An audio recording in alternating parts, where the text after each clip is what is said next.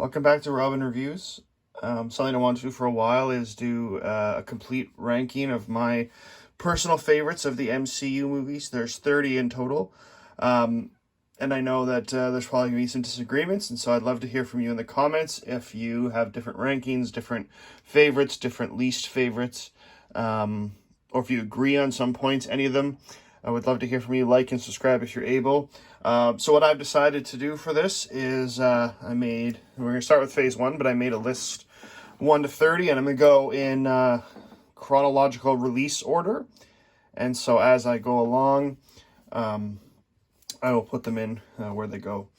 So first up, we have Iron Man, probably one of the best origin stories, movies that Marvel did. I know before that Robert Downey Jr. had been in some trouble, but he really is Tony Stark.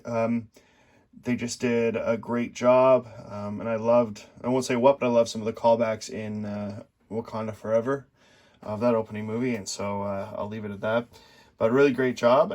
Still one of my favorites. So for Iron Man 1, it would be 8 out of 30. So still top 10, but got bumped up by a few. And I purposely tried here to be unbiased, which you can tell because my favorite Marvel character is the Hulk.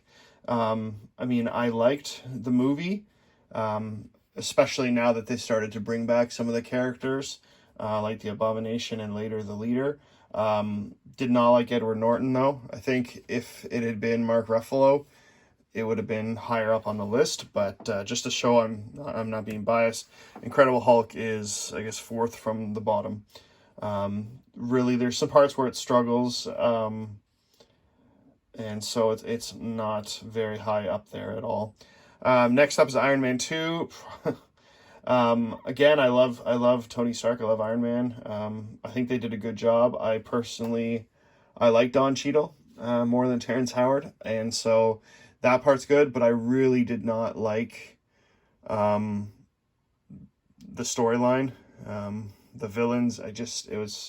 Had some parts I really felt like I think it was kind of rushed. You have the 3 Iron Man movies are within the first 7 movies in MCU, and so I think they rushed through them a little bit. And so Iron Man 2 is actually my worst.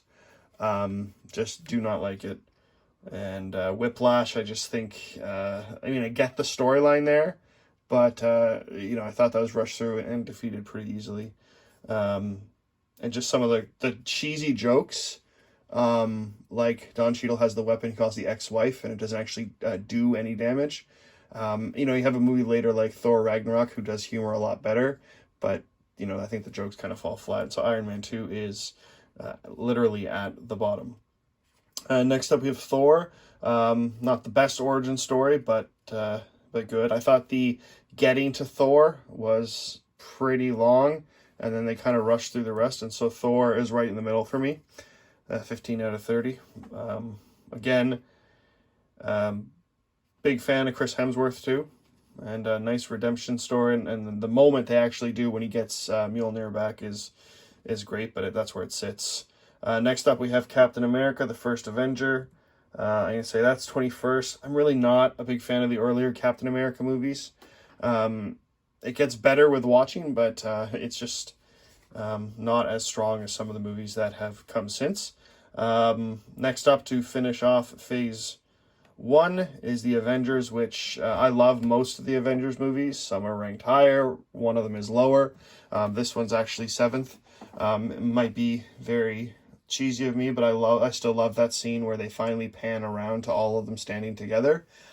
Side note, I think Funko did a great job with their Avengers Assemble set. So it was a 6-pack that was exclusive to Amazon, and when you got all 6, they formed a ring together and can be displayed together, and really a lot more detailed than that. But movie-wise, is it perfect? No. But I would say, considering when it came out, and then considering how long it's taken DC to do anything, I think what they did is pretty great.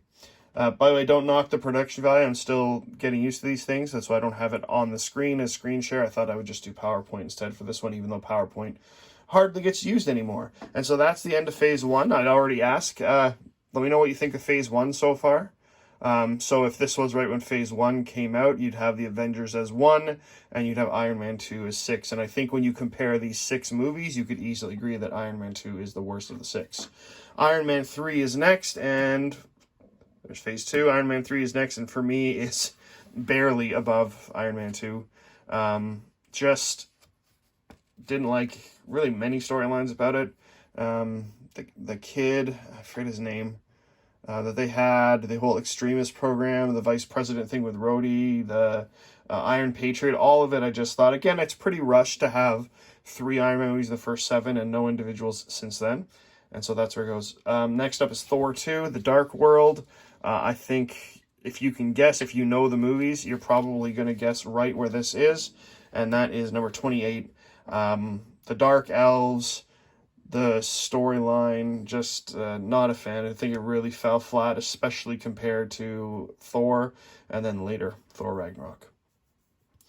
Next up, we have Captain America Winter Soldier. I'm actually going to show you where it goes, and then I'll explain why.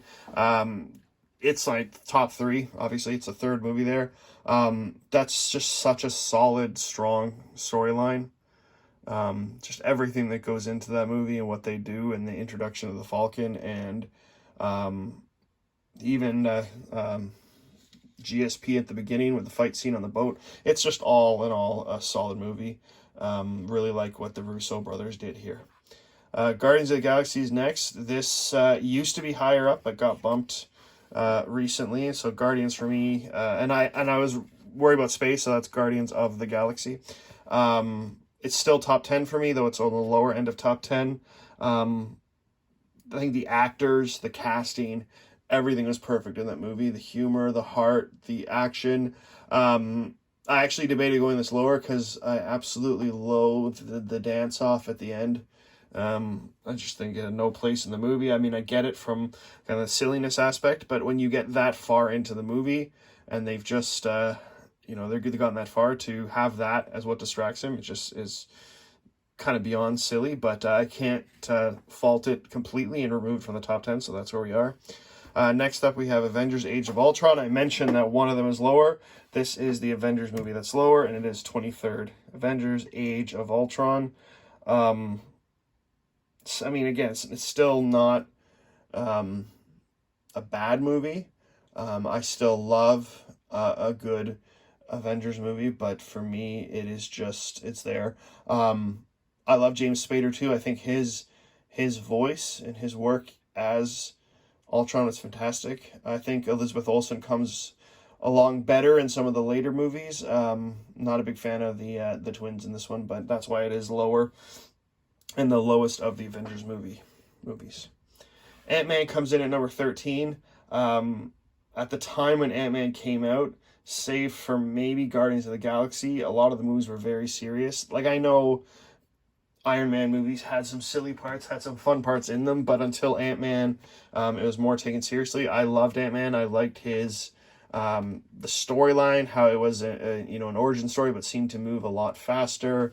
The Van Dynes, Hank Pym, even his little posse there. I mean, it just brings humor at the right time, action at the right time, and I think the pacing on it was really, really strong. On to Phase 3, and the first movie of Phase 3 is also one of my top movies, and it's not surprising because it's Russo brothers again, and that is Captain America Civil War, which you see there is number 4. It makes it look like I didn't put much thought into it, but I really did. And maybe it's just the kid in me, but just seeing the superheroes fight each other in those scenes was just epic, and just some of the fight scenes that were choreographed, and I think especially of when they storm the apartment to try and get Bucky and Cap, and just the fight scene and everything that goes into that. I mean, it's just such a strong movie, and the introduction with Black Panther as well, and the fight scenes, and yeah, it's so good. Again, Russo brothers, so there's not a lot of originality for who I like my movies from, but they did a really solid job with Captain America Civil War. Next up is Doctor Strange. Doctor Strange, I used to like a lot more than I do now. Again, it's a good origin story, but I think for me, compared to the other ones, it just takes too long to get to it. And I mean, I understand the the storyline going where it did. I just again think that at the end, when it actually like culminates, it just happens too easily. And so this is just personal preference, though. I'm not going by anything other than that. Guardians of the Galaxy Volume 2, I had such higher hopes for, and I know I upset people when I say it's as low as it is, but for me, it's fifth worst. Again, so much hope for where it could have gone, and maybe I'm just still upset about Yondu, but just don't find it as strong. Next up is Spider-Man Homecoming, and I actually forget where I put this one. 16th, yeah. I liked it. I thought that Tom Holland was the perfect fit for Spider-Man. I finally felt that you kind of felt that he was younger than Garfield and Maguire, and just thought he's great Peter Parker, great Spider-Man. Again, the movie has great action, great humor, great acting, all those things put together. So, I mean, and just because it's 16th, it's technically the lower half, doesn't mean it's not good. It's just, I personally prefer the ones that are in the higher half more, obviously.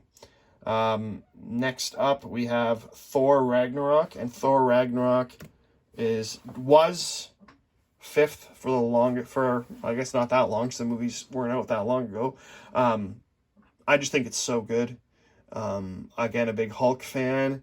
I was huge. Other than the Avengers movie, I think this was very redemptive for Hulk, not just for the humor and the heart and Bruce Banner, but even the action scenes, like when they're gladiators and against the giant wolf thing. I don't know what his name is, but that's where you find Thor Ragnarok for me.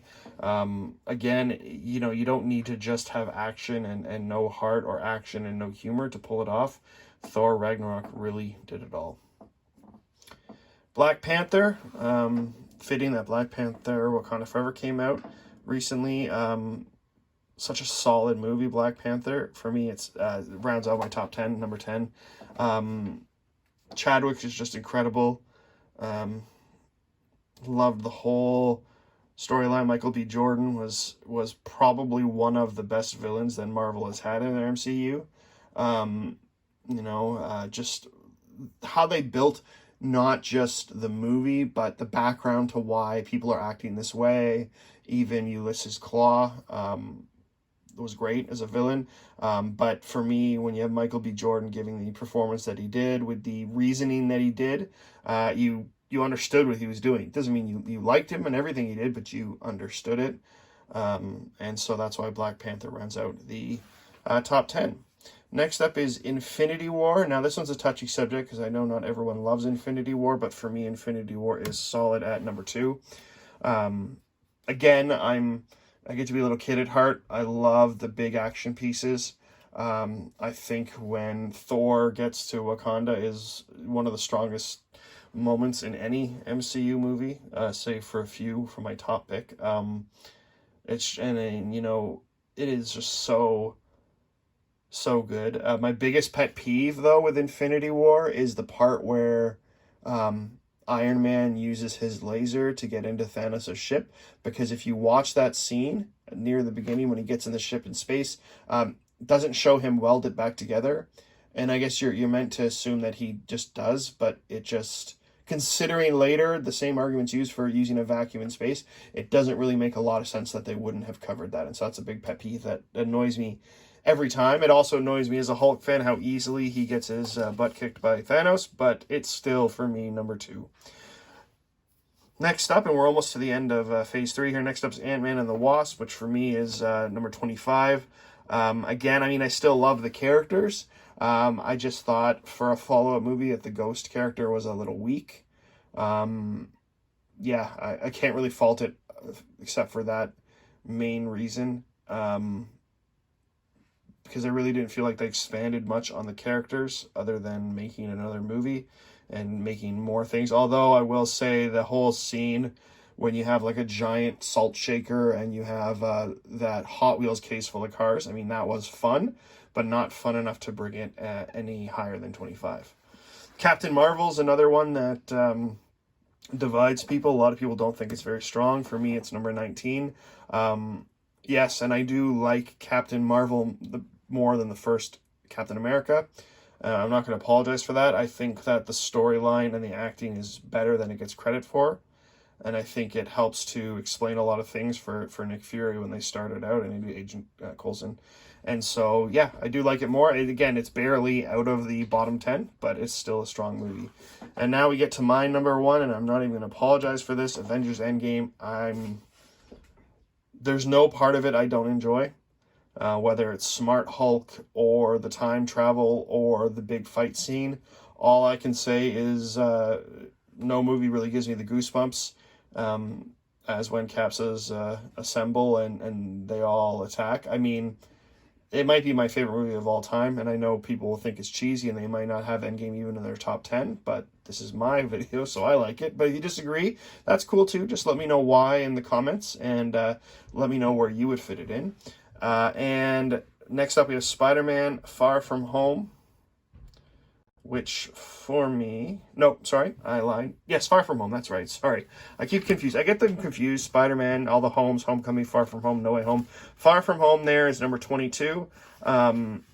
Similar to why I didn't love the second Ant-Man, I just felt that it fell flat a little bit. I did not... Logically, I didn't like the whole Mysterio and then how... I mean, I liked the whole trickery behind it, that he's an actor, but then I didn't like how easily people fell for it, and I didn't feel that there was a lot of growth for the characters. And then I have some other questions about just how good their equipment is to do some of the special effects that are needed to convince them of this lie. Next up is Black Widow. Again, another divisive one. I think if not for COVID, people would like it more because it would fit better into the storyline. But Black Widow starts phase 4, and for me, Black Widow is number 20. I liked it, I think, a lot more than 20 would suggest, and a lot more than other people did. But I just think it kind of lost me a little bit how we were seeing this after. There's not a lot of hope in it because you know where it's going, although it does explain the backstory, the family story, and helps to build Yelena a little bit, but it's number 20 for me. Shang-Chi, this is probably the hardest one I had to place. So see, you still have 5, 11, 12, 14, 18, and 24 left. I had a lot of problems with Shang-Chi, but ended up giving it number 12. I didn't actually like it more than Ant-Man, but I think as a movie, it's slightly stronger.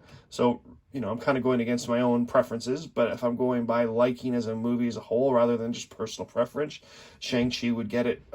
Amazing action scenes and beautiful movie. I've actually only seen it once, so I might have to watch it again, but I know it struck me and was really taken by the beauty behind it. Next up is, I'd say, the most divisive so far, and that's the Eternals. A lot of people, not a big fan, for a variety of reasons. For me, it's still lower. It's 18, but I do like it more than Captain Marvel, Black Widow, Captain America, and so on. I think maybe it was a little too long, and maybe they did it a little bit too long, dragging out the history behind it when they could have, done it quicker. But the storyline, the action, the set pieces, like when that... I'm going to forget what they're called. Celestial is coming out of the... I mean, you can't argue that that's not incredible. Well, you could, but that's just my viewpoint. And so overall, I'd put it at number 18. The fight scenes were good. The story was good. And I'm really excited to see where they go. And I really like where they set them up with the, with the ebony blade at the end and Blade's voice and some of the things that go into that. And finally, we have my number 5. Spider-Man No Way Home, partially because I'm like fangirling and I'm being a little kid at heart, but seeing all the Spider-Mans together and the villains, especially Green Goblin, and the sacrifice that's made is just pretty incredible. My one pet peeve for No Way Home is why Peter couldn't just have asked Doctor Strange to get people to forget that he's Spider-Man, because I thought that's what they did, but yet then all his friends don't even know him at all. And, I get potentially doing that could have sacrificed their growth as friends, but he just lost them entirely. And so that's my pet peeve, but I can't argue about how awesome, especially when they all get together at the Statue of Liberty and that fight is. I love it. It's fantastic. So the only things left are 11, 14, and 24. Next up is Doctor Strange, Multiverse of Madness. Can you guess where that is? If you said 11, you're right. I do wonder, and I'm actually going to make a bit of a bold prediction. I think, going, and again, I'm trying to stay away from spoilers as we get closer to the newer ones, but I think if you got rid of some of those cameos, it would be much lower. Didn't understand, well, I mean, I understood, but I didn't really like a lot of Wanda's arc, but I have to go with the movie as it is, with the cameos, with the storyline. If I like it a lot better than the original Doctor Strange. I think it was just a really solid movie. And the last two are Thor, Love and Thunder, and Black Panther 2. And so I'm going to give you a minute, because if you're watching this, I want you to think to yourself, one's 14, one's 24, which it is. And so, first of all, we have Thor, Love and Thunder, womp womp, 24th. There's so much I could say. Thor Ragnarok worked on so many levels because it was so fresh, because it was so different, and I really feel like this movie just tried to make a sequel to Ragnarok, which I know that, technically speaking, that's what it is, being the fourth movie to the third movie, but I think what kept, again, Ragnarok so fresh was so new, and so this wasn't new. It was, I think that Christian Bale was fantastic, but I don't think he was in it enough, and unlike Black Panther, Wakanda Forever, I think Thor Love and Thunder tried to do too much in the shortest MCU movie, and that was really to its detriment. I think even in serious scenes, Chris Hemsworth was trying to be funny, and I get that's how it was directed. And the other thing that bugs me about these movies is, I get there's a story behind it and there's a reasonings, but you have all these friends now who are superhuman or superheroes, and here, you Gore the God Butcher, and yes, he's butchering gods, but you have friends who aren't, who could probably help you in this fight. I do like Natalie Portman as Mighty Thor, and I liked a lot of the fight scenes. People rag on Russell Crowe, but I think that's pretty much how a Zeus would have been in real life. But it's not enough to bring it out. It's still better than Thor: The Dark World, but it's not better than a lot more movies. Only 6 of them are below it. And so finally, for me, you might be surprised to see it in the top half, but Black Panther Wakanda Forever. I did an earlier review on this, so I won't go full review here.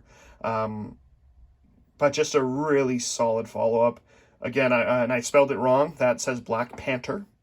I don't think, there wasn't panting from, but the Black Panther Wakanda Forever, for many reasons, was just a solid follow-up. And what impressed me the most was their ability to handle so much. I mentioned that in my other video. But what I didn't like the most, which I'll throw in there, is, and this is spoiler, so I'll give you a minute. What bugged me the most is you have Shuri working on these suits, and she seems to have worked on a water suit before Namor is introduced. I mean, I understand suspending disbelief and timing working well, and it is a movie, but sometimes the timing is too perfect that it's kind of like, I get, and I get they already had 2 hours and 41 minutes, but it's things like that. You just think there's other ways you could have said that, or you could have said you've had people working on it since you met him, but that was a little iffy. I did love in Black Panther Wakanda Forever 2 very clear shout-outs to the original Iron Man movie.